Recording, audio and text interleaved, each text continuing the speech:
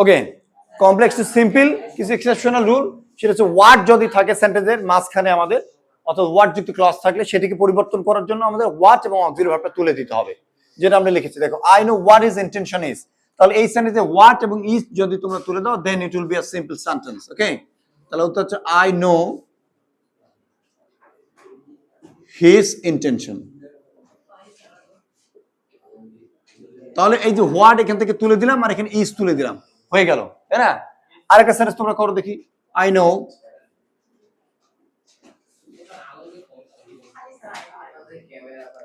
No what his name is. I know what his name. Yes, I know his name. আরেকটা তাহলে করো। Tell me what the truth is. No. Yes, tell me the truth. তার মানে আমরা এইখান থেকে what এবং এখানে শেষে যে অক্সিলারি ভার্ব থাকবে, এই দুইটাকে যদি আমরা তুলে দেই, then it will be a simple sentence, right? আচ্ছা, গেল। তাহলে what এর ব্যাপারটা গেল। এরপর আসো হাউ দিয়ে। হাউ থাকলে কি হবে?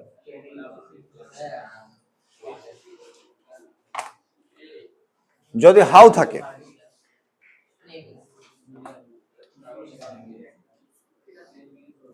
তাহলে যে হাউ যদি থাকে আমাদের সেন্টেন্সের মাঝখানে, ঠিক একইভাবে হাউ থাকলে আমরা লিখতে পারি হাউ এর পরিবর্তে দ্য প্রসেস অফ।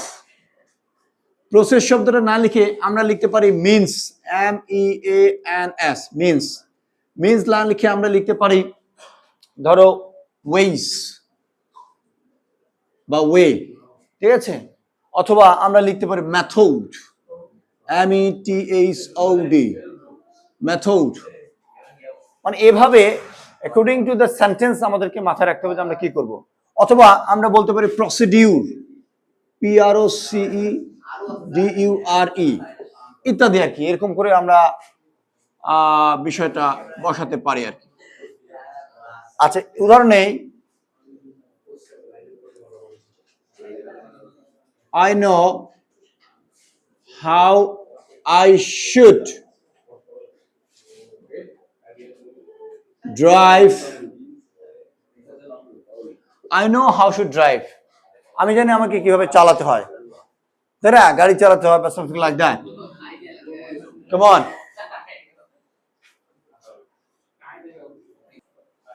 এখানটায় আমাকে ভাবতে হবে যে এই কাজটা আসলে আমি এখানে প্রসেস, মিন্স, ওয়ে, মেথড অথবা rules according to the sentence আমাকে বসাতে হবে। এটার ক্ষেত্রে ভালো লাগছে কোনটা? আই নো দা, আমি দিলাম রুলস, রুলস অফ। অফের পরে প্রিপোজিশনের পরে কি হয়? মূল ভাবের সাথে ING ব্যবহার করতে হয়। The rules of driving, DRIVING, driving. আরেকটা সেন্টেন্স লেখো, I know how I should swim. I know how I should swim. আমি জানি আমাকে কিভাবে সাঁতার কাটতে হয়। Come on, right.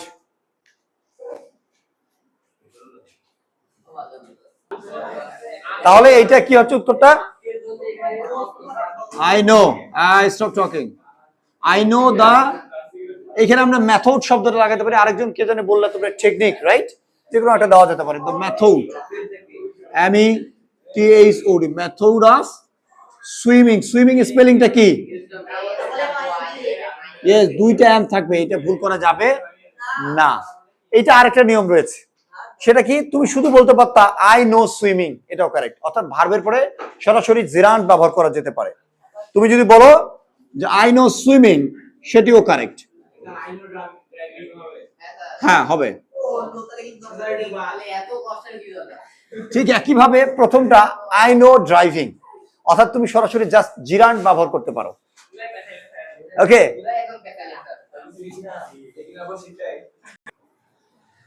এরপর একটা দেখো, আমাদের যদি হাউ না থাকে, এখানে হাউ লং লেখা থাকে। হাউ লং, আমি আশা করছি দেখতে পাচ্ছ।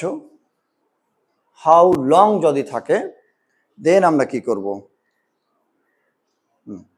হাউ লং থাকলে আমরা দ্য ডিউরেশন অফ এই ফ্রেজটা ব্যবহার করব, দ্য ডিউরেশন অফ এই ফ্রেজটা ব্যবহার করব।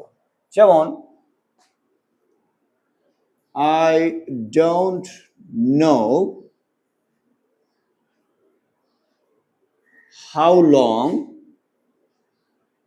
he will stay here. আমি জানি না যে সে কতক্ষণ এখানে থাকবে। তাহলে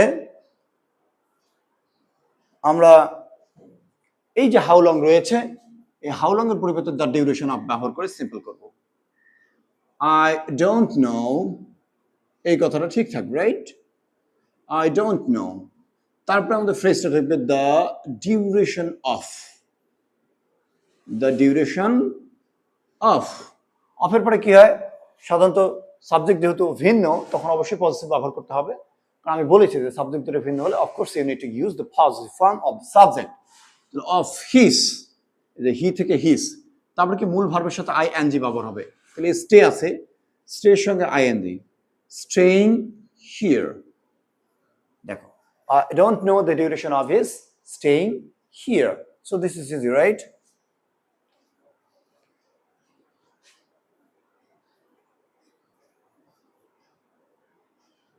ঠিক একইভাবে আমাদের হাউ লং না থেকে এইখানে যদি হাউ মাচ থাকে, হাউ মাচ থাকলে হবে the amount of, the amount of. তাহলে আমরা লিখতে পারি এক example, tell me how much she demands, demands, demands।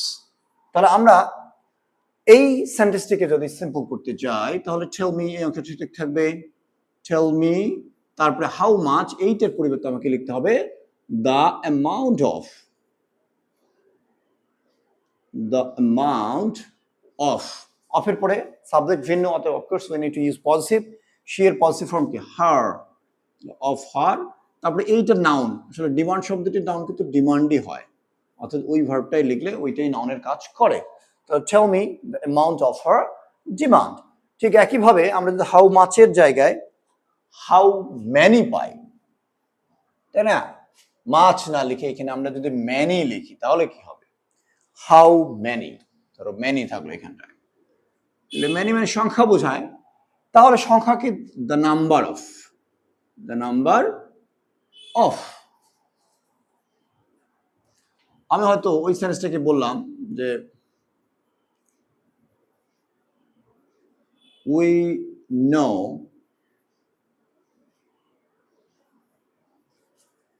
how many people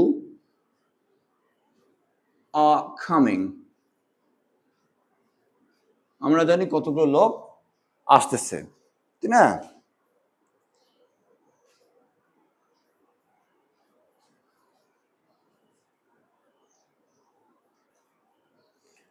তাহলে দেখতে পাচ্ছ হাউ মেনি থেকে হচ্ছে দ্য নাম্বার অফ, আমি লিখেছি we know how many people are coming.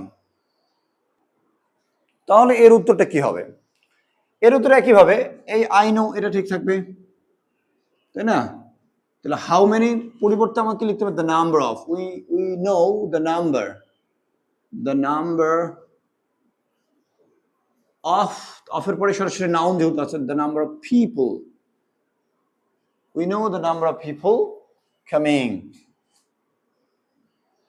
এই যে হয়ে গেল উত্তর, এটা আরো সহজ ছিল। ওকে, আচ্ছা, তো তাহলে হাউ দিয়ে আসলে এই কয়েকটি মোটামুটি থাকবে। এবার দেখো ওয়াই যদি থাকে আমাদের, ওয়াই যদি ওয়াই থাকলে আমাদের লিখতে হবে the reason of, the R S O N, the reason of ব্যবহার করতে হবে। তুমি বললাম I don't but do not know why he has come. তুমি বলো আমি জানি না সে কেন এখানে এসেছে, তাহলে আমরা এটাকে সিম্পল করতে চাইলে কি করতে পারি?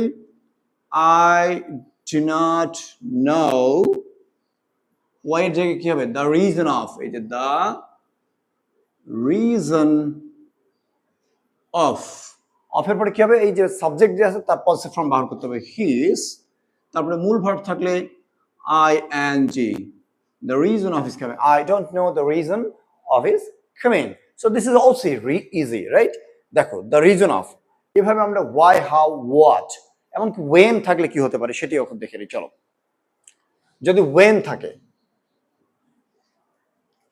when থাকলে আমাদের কি লিখতে হতে পারে একইভাবে when, তাহলে when থাকলে আমরা লিখতে পারি the time of, একই নিয়মে, ঠিক আছে?